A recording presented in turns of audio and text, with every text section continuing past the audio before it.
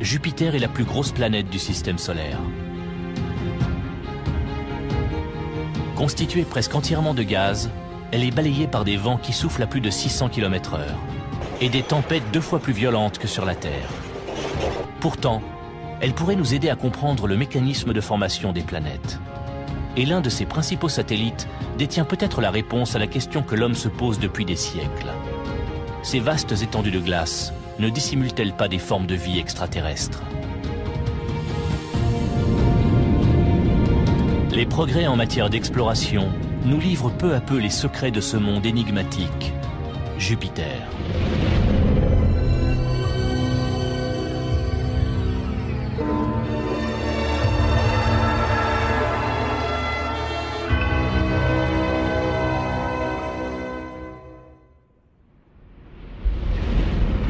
Au cours des 50 dernières années, différentes missions spatiales nous ont fait découvrir des mondes inconnus, comme les montagnes de Mars ou les lacs de méthane de Titan, le satellite de Saturne. Mais une planète en particulier nous fascine, la plus grosse de toutes, Jupiter.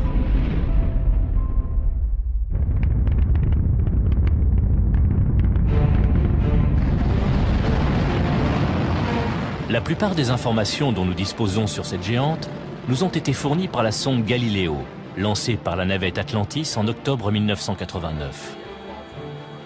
Chaque nouvelle découverte est un pas de plus vers une meilleure compréhension de cette planète et de ses lunes, les satellites galiléens, mais aussi de la formation de tout le système solaire.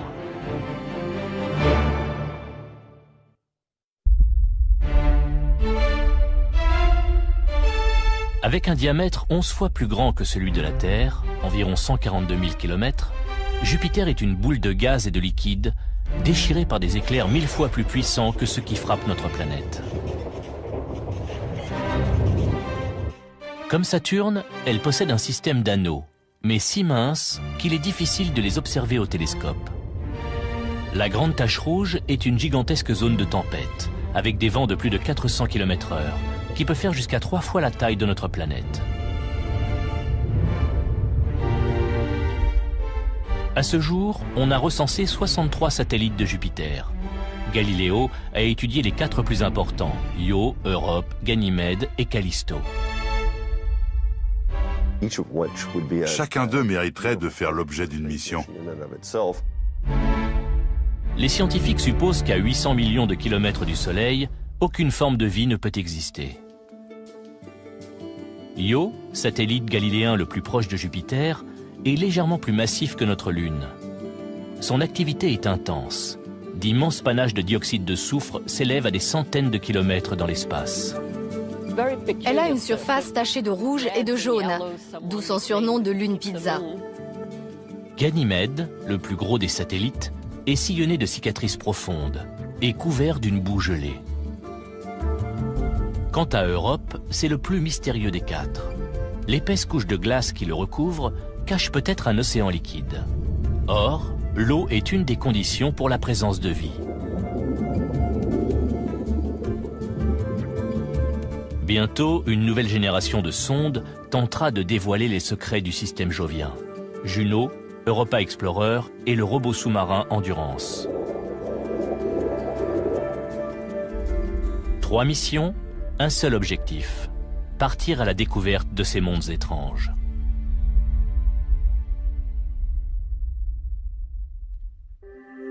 Avant le lancement de Galileo, nous étions condamnés à regarder Jupiter de loin. Puis, dans les années 1970 et 1980, Pioneer et Voyager nous ont envoyé les premières images de Jupiter et de ses lunes, soulevant du même coup d'innombrables interrogations. Comment Jupiter s'est-elle formée? Qu'est-ce qui déclenche ces tempêtes titanesques? Et pourquoi ces lunes sont-elles toujours actives sur le plan géologique? Avant d'y répondre, il a fallu résoudre un problème tout simple. Galileo ne pouvait emporter une quantité de carburant suffisante pour arriver à destination. Les ingénieurs de la NASA ont dû trouver un autre moyen pour l'expédier jusqu'à Jupiter. Ils ont eu une idée géniale. Au lieu d'aller directement vers Jupiter, on ferait d'abord un crochet par Vénus. En passant à proximité de Vénus, puis de la Terre, et en utilisant l'effet de fronde gravitationnelle, Galiléo s'est rechargé de l'énergie nécessaire pour se propulser vers Jupiter.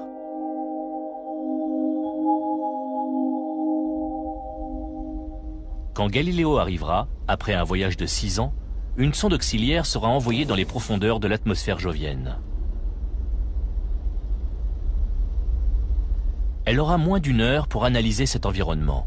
Ensuite, elle sera écrasée par la pression extrême. Tous les scientifiques espèrent que Galiléo retransmettra des informations extraordinaires. Encore faut-il qu'elle arrive à bon port. 18 mois après son lancement, un incident gravissime survient. Son antenne principale en forme de parapluie ne s'ouvre pas. C'était catastrophique. Il fallait qu'elle s'ouvre. On pensait que sans l'antenne, la sonde serait incapable d'accomplir sa mission. Depuis la Terre, les ingénieurs de la NASA tentent de réparer la panne. En la téléguidant, ils ont essayé de la secouer, au cas où les baleines seraient coincées, puis de la faire glisser de haut en bas pour qu'elle se déploie enfin. Devant l'échec de ces tentatives, il n'y a plus qu'une seule solution. Utiliser une des 2 antennes de faible gain de la sonde. Mais il reste un problème de taille. Cette antenne auxiliaire transmet 10 000 fois plus lentement que l'antenne principale à grand gain. Seuls quelques pourcents des données recueillies par Galiléo arriveront sur Terre.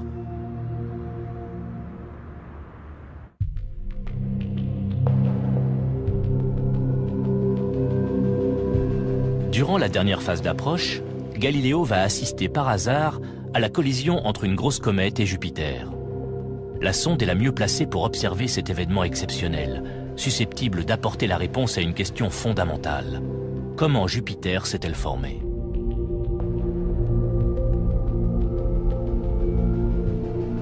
Jusque-là, les scientifiques pensaient qu'elle était constituée de fragments laissés après la formation du Soleil, sorte de planète primitive figée dans le temps.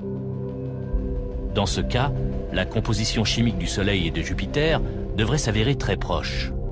L'impact de la comète projettera dans l'espace les composants chimiques de la surface de Jupiter, et leur analyse permettra de confirmer ou d'infirmer cette théorie. L'attente des chercheurs va être comblée au-delà de toute espérance. C'était une occasion unique d'assister à la collision entre 2 corps du système solaire. On a assisté en direct à l'événement. La comète a été baptisée Shoemaker-Levy, ou SL9. L'astronome amateur David Levy est un de ses découvreurs. C'était la première fois qu'une comète s'écrasait sur une planète. Du moins, la première fois qu'on y assistait. Personne ne savait ce que ça nous apprendrait. Le grand jour, tous les télescopes sur Terre et dans l'espace sont braqués sur Jupiter.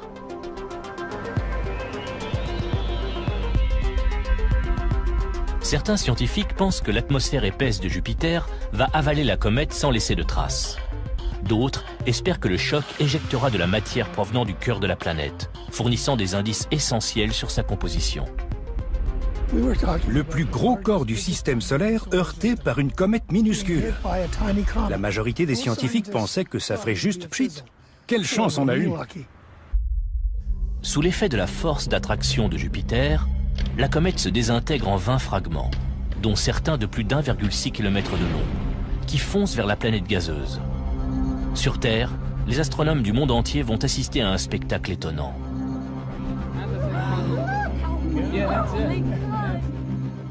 L'un après l'autre, les fragments s'écrasent. Le plus gros dégage autant d'énergie que 300 millions de bombes atomiques. Et une boule de feu s'élève à 3200 km au-dessus des nuages joviens. Chaque impact soulève un nuage de matière qui forme une tache noirâtre de la taille de la Terre dans l'hémisphère sud de la planète géante. Les premières images transmises par Galiléo ou par le télescope spatial Hubble étaient celles des panaches de poussière et de gaz. Ensuite, il y a eu la formation d'immenses nuages noirs sur tout l'hémisphère sud de Jupiter. La vraie surprise ne vient pas de ces nuages, mais de l'onde de choc générée par les impacts dans la haute atmosphère. Il n'y a qu'une seule explication possible, et pour les scientifiques, c'est une révélation. Quand SL9 s'est écrasé sur Jupiter, Le choc a provoqué des ondulations. Et la vitesse de propagation des ondulations dépend de la quantité d'eau contenue dans l'atmosphère. Or, cette vitesse était supérieure à ce qu'on attendait. On en a déduit qu'il y avait plus d'eau que ce qu'on ne pensait. Je vais vous montrer. Vous voyez les ronds dans l'eau. Leur vitesse de propagation nous a fait comprendre qu'il y avait plus d'eau que prévu. Cette découverte inattendue signifie que la composition de Jupiter diffère de celle du Soleil, ce qui remet en cause les théories sur sa formation. Les scientifiques vont devoir trouver autre chose. Mais pour cela, ils seront obligés de patienter 17 mois, date à laquelle Galiléo arrivera à destination et analysera directement la composition chimique de Jupiter.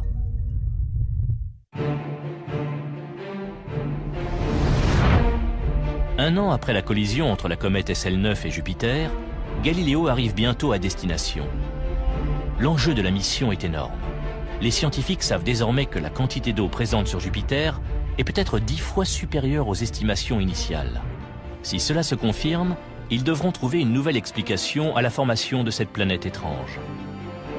Afin d'analyser l'atmosphère jovienne, Galiléo va envoyer une microsonde dans les nuages de Jupiter.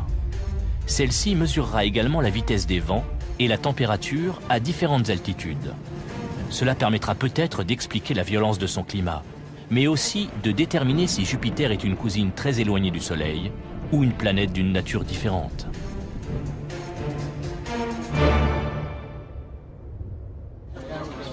Le centre de contrôle déclenche la mise à feu de 3 boulons explosifs.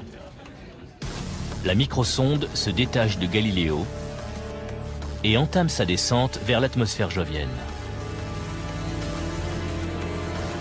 Une fois la sonde auxiliaire en route, Galiléo remet ses moteurs en marche et se place en orbite autour de la géante gazeuse.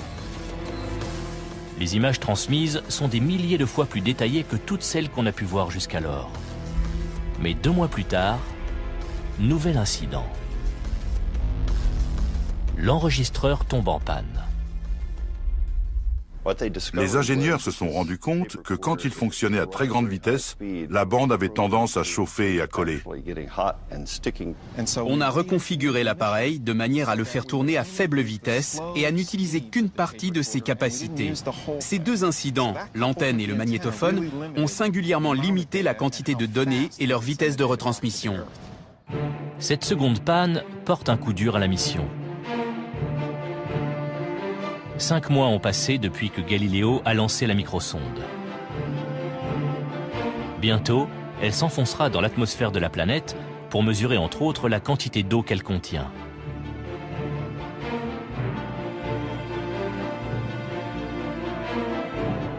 La petite sonde apportera-t-elle des réponses satisfaisantes ?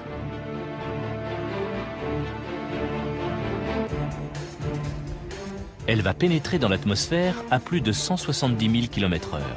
À cette vitesse, elle relierait Paris à Berlin en moins de 30 secondes. Jupiter est si grosse qu'elle accélère tout objet à une vitesse énorme. Le problème majeur pour une sonde, c'est de résister à la chaleur et de ne pas s'enflammer. La microsonde va devoir supporter une température de plus de 15 500 degrés, 2 fois plus que celle de la surface du Soleil. C'est une quantité d'énergie comparable à celle dégagée par une explosion nucléaire. La microsonde doit entrer dans l'atmosphère jovienne en respectant un angle bien précis. Si elle arrive trop à la verticale, elle s'enflammera. Si elle arrive en rasant la surface, elle ricochera comme un caillou sur l'eau. On avait calculé exactement le bon angle d'entrée et elle était protégée par un grand bouclier thermique. Malgré cela, tout le monde était très tendu. Pendant 2 minutes, les freins aérodynamiques ralentissent la sonde à la vitesse du son. Après quoi, le parachute de freinage se déploie. Puis, c'est le silence. Quand une sonde entre dans l'atmosphère, on perd momentanément le contact radio à cause de la chaleur générée par la friction.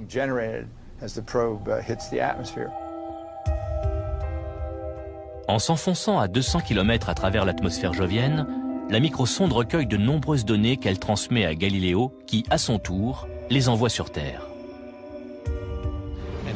Elle a essayé de répertorier tous les composants de l'atmosphère de Jupiter. De quoi est-elle faite? Quels sont les gaz rares, le néon, l'argon ou le krypton? En quelle quantité? Quelle quantité d'eau y a-t-il? Les chercheurs sont convaincus que la sonde va finir par traverser la couche de vapeur d'eau révélée par le choc avec la comète et fournir des indices essentiels sur la formation de Jupiter. Lors d'un colloque avec des scientifiques, j'ai même annoncé que j'étais prêt à parier $10 avec chaque participant que la sonde trouverait plus qu'une certaine quantité d'eau.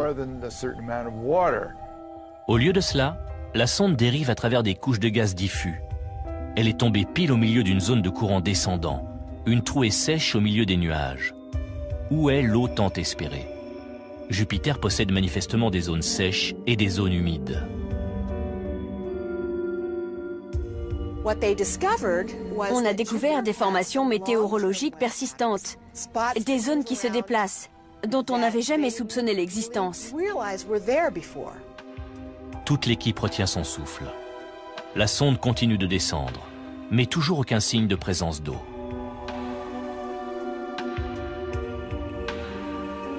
Pourtant, les données recueillies en moins d'une heure vont révolutionner notre théorie sur la formation du système solaire. La sonde détecte une proportion élevée d'éléments lourds, comme l'argon, le krypton, le carbone et l'azote. Des éléments présents en quantité 2 à 3 fois supérieure à celles relevées dans le Soleil.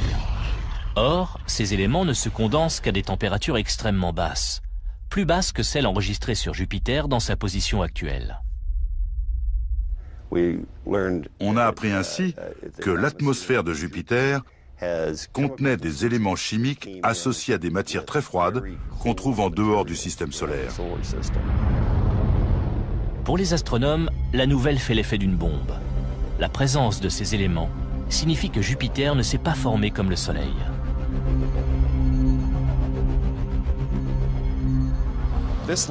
Cette microsonde a réduit à néant toutes nos théories sur la formation des planètes. On n'avait rien compris au processus ni au système solaire primitif. La communauté scientifique est sous le choc. La géante gazeuse aurait-elle pu se former à l'extérieur du système solaire, dans un environnement plus froid, avant de migrer jusqu'à sa position actuelle? À moins que les éléments lourds et l'eau n'aient été apportés par des comètes et des astéroïdes. Au bout de 58 minutes, la sonde cesse d'émettre et prend feu en rentrant dans l'atmosphère basse de Jupiter. Elle a fourni des renseignements inestimables sur la planète, son atmosphère et sa formation.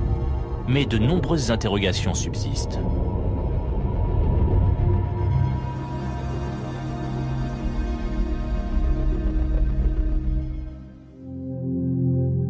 En 2011, une nouvelle mission baptisée Juno tentera d'y répondre. La sonde observera la planète de plus près et recueillera davantage d'informations.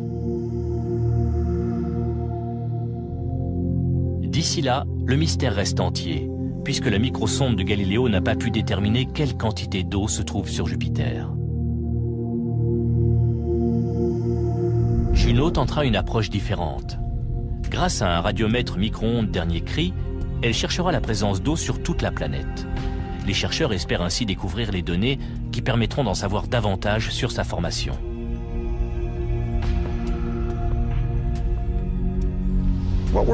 Juno sera chargée de trouver les ingrédients qui constituent Jupiter. Grâce à eux, nous pourrons reconstituer sa composition et expliquer comment les planètes se forment. En orbite à 21 000 km au-dessus de Jupiter, Galiléo va bientôt s'attaquer à une autre grande inconnue, la météo de la planète gazeuse.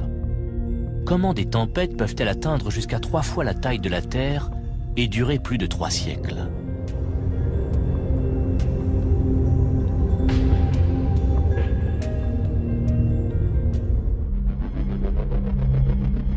Jupiter connaît un maelstrom de nuages tourbillonnants, d'éclairs et de tornades d'une violence inouïe.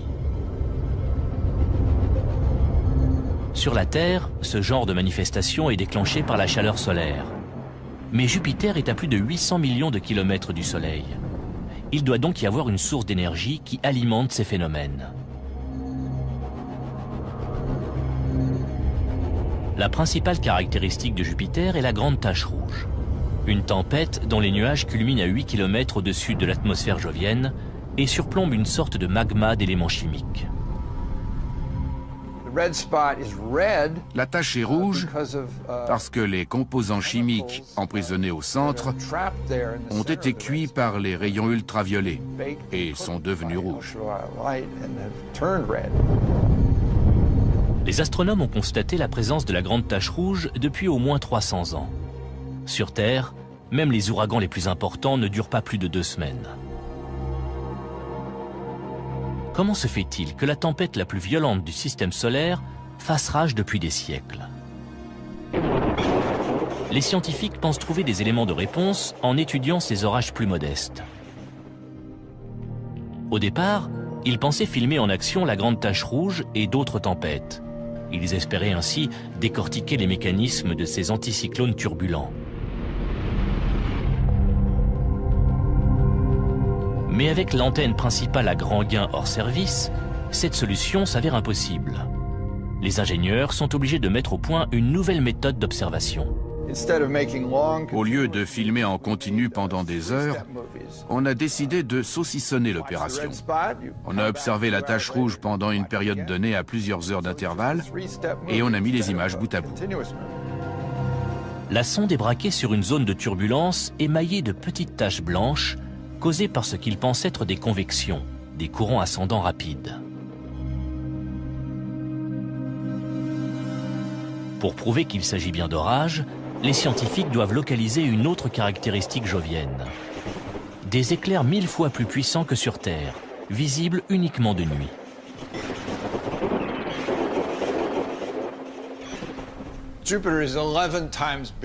Jupiter a un diamètre 11 fois plus grand que celui de la Terre. Elle est énorme. Sur ce globe, on repère quelques petits points d'un blanc intense, très petits.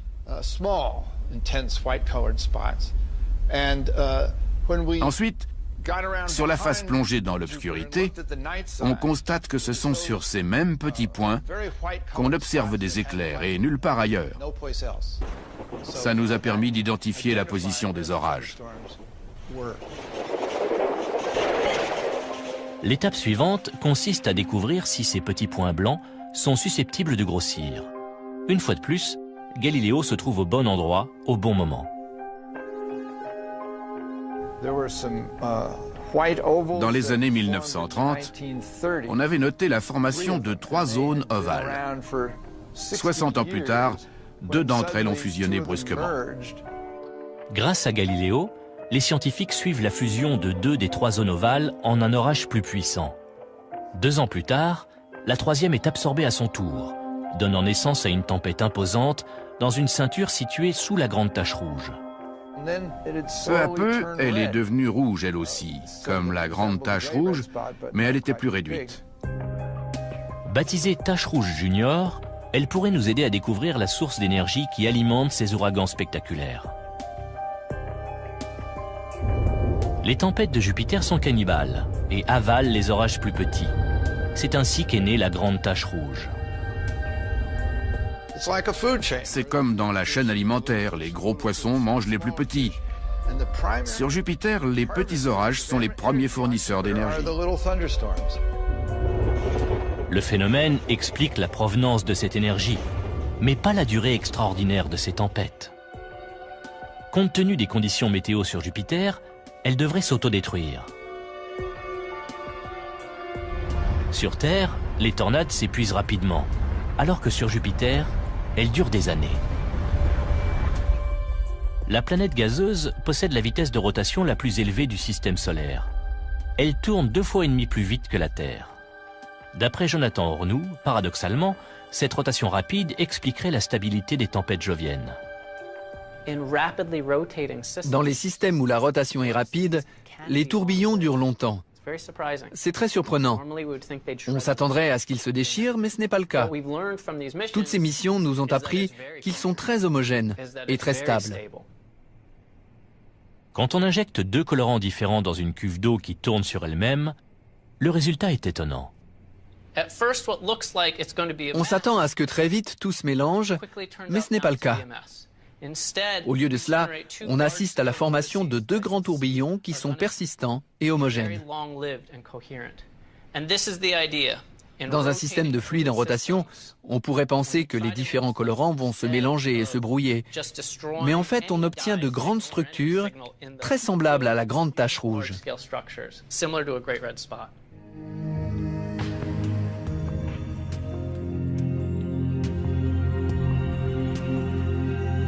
La sonde a montré pourquoi les tempêtes joviennes sont aussi grandes et durent aussi longtemps. Mais les scientifiques peinent toujours à expliquer la caractéristique la plus remarquable de Jupiter. Des bandes parallèles de couleur rouge, blanche et marron. On a longtemps supposé que certaines couleurs correspondaient à des gaz ascendants et d'autres à des gaz descendants. Aujourd'hui, on en est moins sûr. L'atmosphère de Jupiter s'étend sur plusieurs centaines de kilomètres, mais seule la couche supérieure est visible. Là, des vents extrêmement rapides soufflent dans des directions opposées, et ce sont eux qui étirent ces formations colorées sur tout le pourtour de la planète. Les bandes colorées sont liées à un mouvement vertical. Les observations ont montré que certaines s'élevaient tandis que d'autres descendaient. Il est possible que les mouvements ascendants et descendants se produisent à des niveaux différents dans les mêmes bandes. Pour en avoir confirmation, il faudra attendre que la mission Juno perce la couche supérieure de l'atmosphère jovienne et nous offre un aperçu de la rotation de la planète. Tourne-t-elle sur elle-même d'un seul bloc comme la Terre?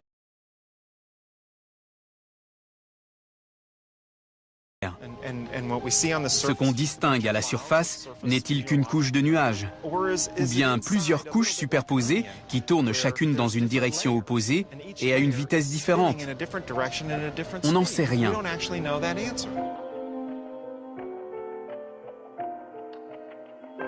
Juno tournera autour de la planète 32 fois, et chaque révolution durera 11 jours. Elle passera au-dessus des pôles nord et sud en se déplaçant latéralement, de manière à balayer une nouvelle tranche de la planète. Pour la première fois, la sonde dressera la carte complète de l'atmosphère jovienne sur plus de 560 km d'épaisseur. Jupiter révélera peut-être enfin les secrets de son système météorologique complexe.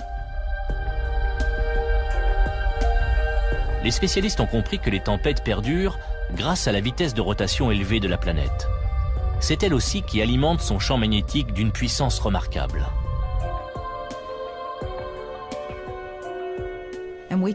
Nous pourrons étudier ce système et le comparer avec ce qui se passe sur Terre. Toutes ces données nous aideront à comprendre notre propre planète. Le champ magnétique terrestre, ou champ géomagnétique, est généré par les mouvements du fer en fusion autour du noyau. Jupiter est une planète gazeuse, mais l'hydrogène qui entoure son noyau est tellement comprimé qu'il se comporte aussi comme du métal en fusion. Le champ magnétique jovien est créé à l'intérieur de la planète, où la pression est telle que l'hydrogène est devenu métallique. Il se comporte comme un métal, se déplace et donne naissance à des courants électriques qui se manifestent sous la forme du champ magnétique qui entoure la planète.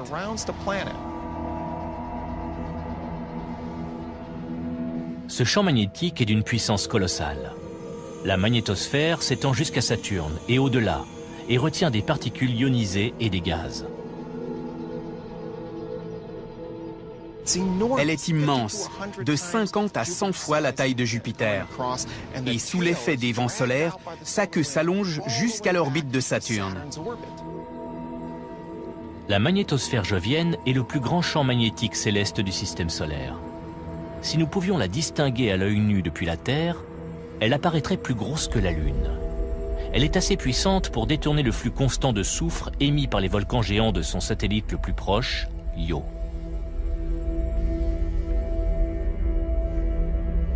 Entraînées vers les pôles de Jupiter, ces particules donnent naissance à un spectacle époustouflant. Comme la Terre, Jupiter a des aurores polaires, appelées boréales dans l'hémisphère nord et australes dans l'hémisphère sud. Pour la première fois, Juno analysera les particules ionisées et les champs magnétiques responsables de ces phénomènes. On va les survoler de près et on va plonger sous les ceintures de radiation pour aller jusque de l'autre côté. On traversera les particules ionisées qui bombardent et illuminent l'atmosphère en créant les aurores boréales. Les scientifiques espèrent que l'étude de Jupiter nous permettra de mieux comprendre le processus dynamique du champ magnétique terrestre. Mais le système jovien recèle bien d'autres énigmes. Contrairement à la nôtre, ces lunes connaissent une intense activité géologique. Se pourrait-il qu'elles abritent des formes de vie?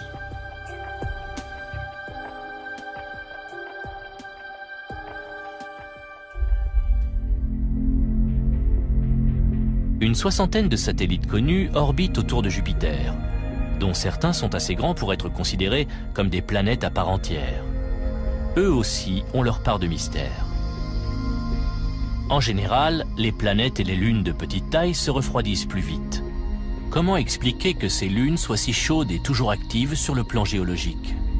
La réponse pourrait être déterminante dans notre recherche de formes de vie extraterrestres.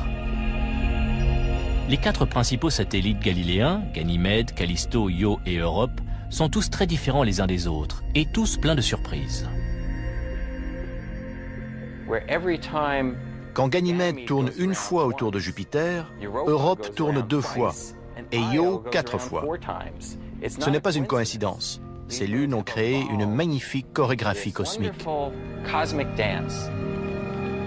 Les astronomes pensaient que les satellites joviens étaient des blocs de roches et de glace froids et morts. Mais Galiléo a montré qu'il s'agissait de mondes dynamiques.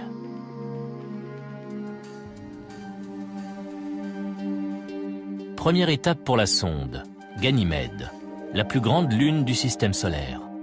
Si elle orbitait autour du Soleil au lieu de Jupiter, elle serait considérée comme une planète à part entière. Les images de la NASA montrent un paysage de montagnes, de vallées, de cratères et de rivières de lave refroidies.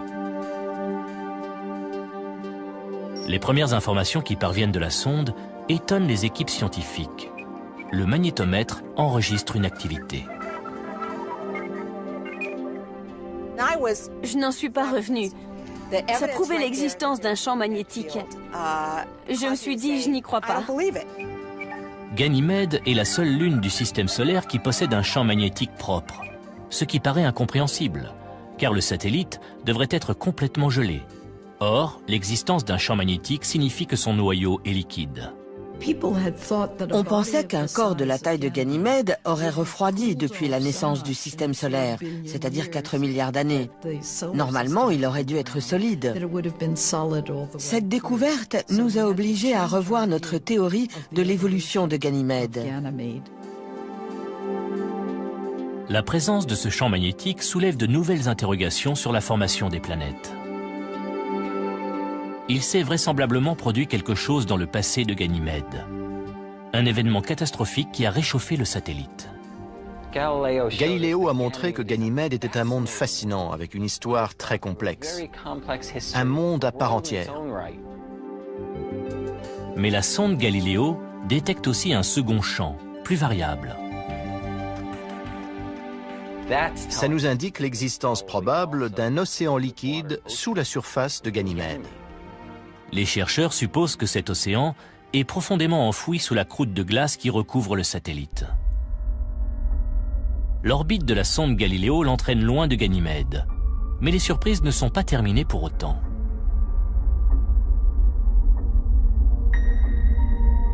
Étape suivante, le plus éloigné des satellites galiléens. Callisto. Cette boule froide et rocheuse recèle elle aussi bien des secrets.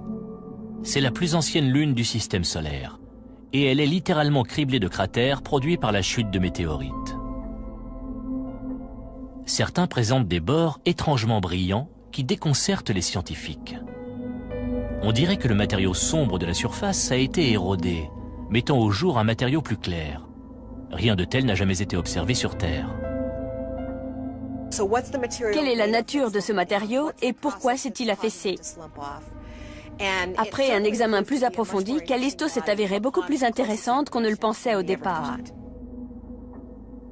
Sa température à la surface est de moins 172 degrés. Et pourtant, les données transmises par la sonde semblent indiquer que Callisto n'est pas complètement gelé. Galileo a détecté un champ magnétique très faible qui laisse penser que le satellite possède lui aussi un océan. Mais certaines informations sont contradictoires. D'autres instruments à bord de la sonde indiquent qu'à 200 km sous la surface, Callisto serait constitué d'un mélange homogène de roches, de métal et de glace, et n'aurait pas de noyau à proprement parler. Encore un mystère. Selon la théorie classique, les planètes et les lunes se réchauffent quand les matériaux qui les composent s'agglomèrent. Puis la chaleur sépare les roches de la glace. Bizarrement, cela ne s'est pas produit sur Callisto. Cela voudrait dire que cette lune n'a jamais été chaude. Mais comment expliquer qu'une lune de cette taille se soit formée sans chaleur? On ne comprend toujours pas bien Callisto. Comme beaucoup de corps du système jovien, Callisto soulève plus de questions qu'elle n'apporte de réponses. On ignore ce qui se passe à l'intérieur, et on ne sait même pas quel matériau couvre sa surface.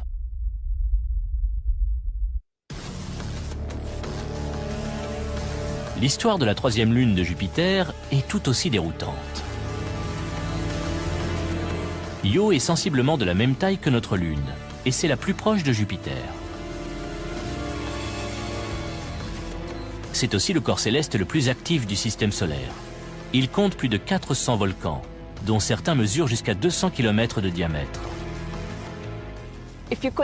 Si on pouvait survoler Io, ce serait un spectacle extraordinaire. On apercevrait des panaches gazeux de plusieurs centaines de kilomètres de haut, des coulées et des lacs de lave immenses en train de bouillonner. Sa surface est très curieuse. On dirait une pizza. La surface d'Io est sans arrêt remodelée par l'activité volcanique intense. Les images transmises par Galileo sont complètement différentes de celles envoyées par les sondes Voyager une vingtaine d'années plus tôt. Comment un paysage peut-il changer aussi radicalement en si peu de temps? Des cratères immenses semblent apparaître, puis disparaître sous l'effet de gigantesques panaches gazeux riches en soufre qui jaillissent à plus de 300 km d'altitude. On en a conclu que ces panaches déposaient à la surface de minces couches de matériaux qui finissaient par éroder peu à peu les cratères. Mais comme les autres lunes de Jupiter, Io a ses secrets. Une activité volcanique de cette importance sous-entend une quantité de chaleur peu commune. Par quoi est-elle générée? À 800 millions de kilomètres du Soleil, Io devrait être froide. Or, c'est loin d'être le cas.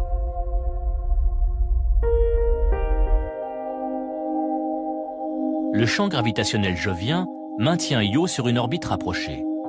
Mais pendant sa révolution, le satellite passe également dans le champ d'attraction d'Europe et Ganymède, qui attire Io dans la direction opposée. Ceci entraîne un phénomène de déformation qui provoque une chaleur intense. Lorsque les grandes lunes de Jupiter orbitent simultanément autour de la planète, ça provoque un mécanisme de tiraillement, de poussée et de compression. Ce sont ces mouvements qui génèrent un échauffement important par friction et qui font fondre les roches volcaniques sur Io. Ça déclenche un effet de marée très semblable à celui de la Lune sur les océans terrestres. La différence est que la surface d'Io se soulève de plus de 90 mètres. Imaginez ce que ça donnerait si l'écorce terrestre se soulevait de 90 mètres à Los Angeles. Pour les scientifiques, c'est une nouvelle surprise. Un satellite façonné par des forces si puissantes qu'il s'étire comme un caramel mou. Mais aussi étonnant soit-il, Io n'est peut-être pas le plus étrange des satellites galiléens. La dernière étape sur le chemin de Galiléo est Europe.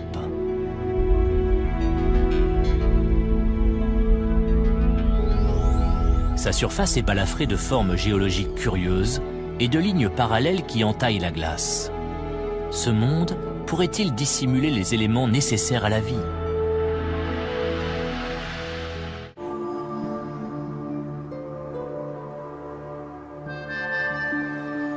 Les images d'Europe transmises par les missions précédentes révèlent une lune d'un blanc rosé.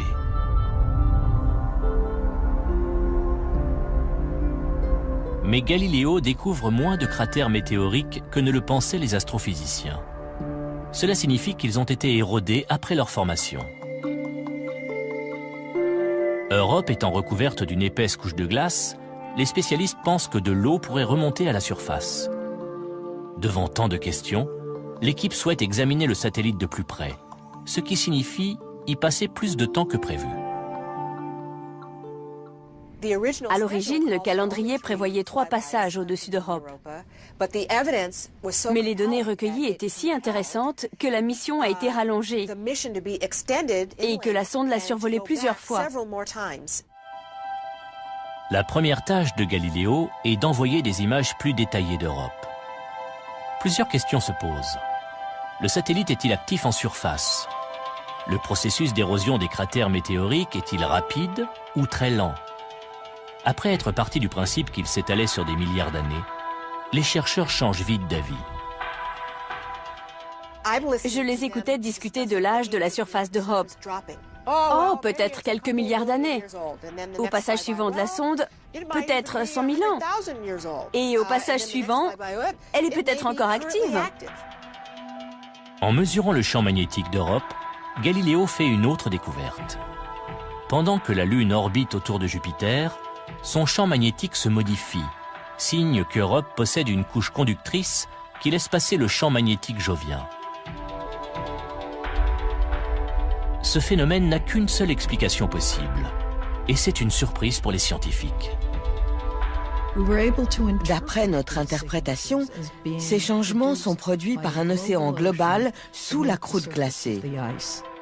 D'après les estimations, cet océan liquide couvrirait l'ensemble d'Europe sur une profondeur de 160 km, ce qui en ferait l'étendue d'eau liquide la plus importante du système solaire.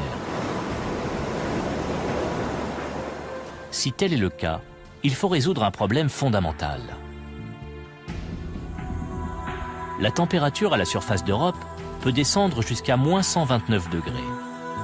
Comment se fait-il qu'un océan aussi vaste et aussi éloigné du Soleil ne gèle pas entièrement? C'est peut-être dû au même phénomène observé sur Io. Sous l'effet de la gravité jovienne, Europe s'étire et se comprime, ce qui génère une chaleur suffisante pour que la surface reste en mouvement constant. Cela expliquerait également d'autres caractéristiques inhabituelles d'Europe. Les images de Galiléo montrent que la surface d'Europe est zébrée de crevasses.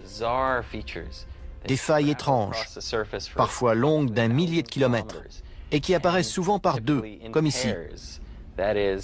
Une arête, une dépression au milieu, puis une autre arête. Il n'y a rien de semblable sur la Terre. À première vue, ces arêtes sont une énigme. Mais très vite, les spécialistes avancent une explication. Le planétologue Robert Pappalardo reproduit le phénomène en laboratoire avec des blocs de glace. Quand Europe se déforme à cause de la force d'attraction de Jupiter, sa surface s'étire et la glace se fissure. Ensuite, les deux blocs de glace glissent l'un contre l'autre. Mais le frottement des blocs produit de la chaleur, qui réchauffe la glace de chaque côté. Cette glace plus chaude se soulève et forme les fameuses stries qu'on distingue à la surface de la toundra d'Europe.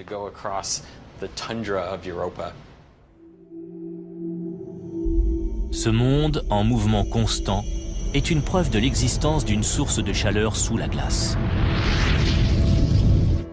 Il est possible que les flux de matériaux à la surface proviennent de volcans de glace ou de geysers. En effet, on observe des taches d'un brun rougeâtre à l'endroit où la glace s'est ouverte pour laisser échapper des boues salées. La surface d'Europe est parsemée de dépressions, de taches et de dômes, qui résultent peut-être de l'action de masses de glace chaude qui remontent dans la croûte gelée, un peu comme dans une lampe à lave. Il n'est pas impossible que la chaleur interne d'Europe génère la formation de cheminées hydrothermiques au fond de l'océan. Sur Terre, ces cheminées sont de véritables creusets de vie. D'après les données transmises par Galiléo, il y aurait du gaz carbonique gelé à la surface d'Europe. Peut-être vient-il de l'océan sous-glaciaire. Si l'information est confirmée, ce serait une avancée décisive, car le CO2 est essentiel à l'apparition de la vie. Mais y en a-t-il pour autant sur Europe?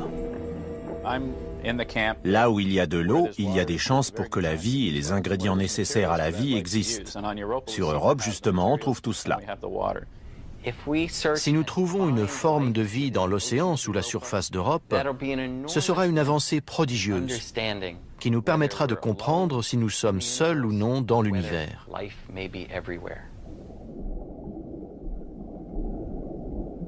Les scientifiques ont hâte de reprendre les observations sur Europe. En 2011, ils espèrent lancer une nouvelle mission en orbite autour du satellite galiléen. Europa Explorer tentera à son tour d'apporter des éléments de réponse sur la possibilité de formes de vie ailleurs que sur Terre.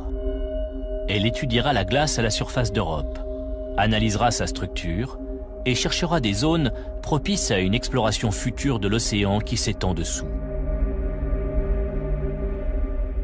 On veut mesurer précisément la gravité, cartographier la surface grâce à un radar, étudier la composition de la surface et comprendre sa structure géologique, mais aussi cerner le mécanisme de sa déformation due aux marées qui génère la chaleur interne et fait craquer l'épaisse couche de glace.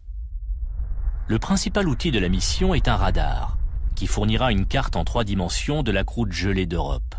Ainsi, les chercheurs connaîtront son épaisseur exacte.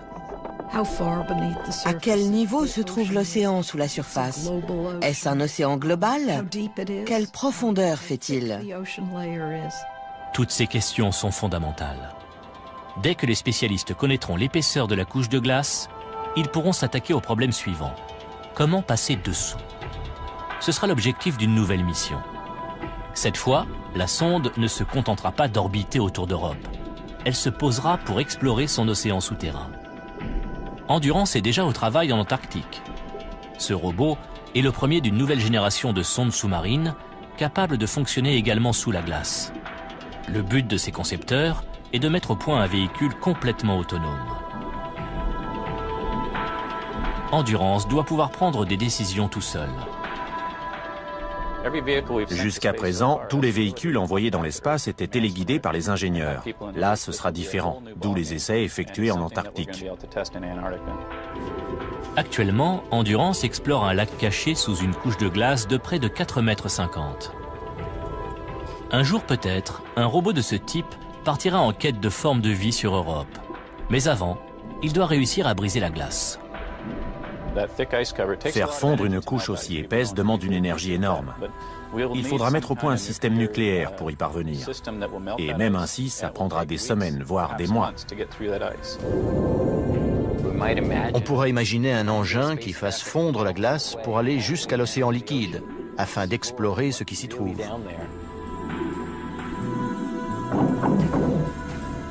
L'existence d'une forme de vie sur une autre planète serait une des plus grandes découvertes de tous les temps. Il ne s'agit pas de poissons, de baleines ou d'un monstre du Loch Ness, mais de microbes. Se pourrait-il qu'il y ait des organismes unicellulaires dans l'océan d'Europe?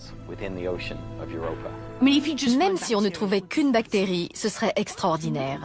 Mais qui sait, peut-être y a-t-il des formes de vie plus sophistiquées là-dessous. Trouver des organismes, même primitifs, aurait des répercussions profondes. Si la vie existe dans les océans sur Europe, ça voudra dire qu'elle existe probablement dans presque tous les environnements riches en eau. Ce serait une découverte incroyable.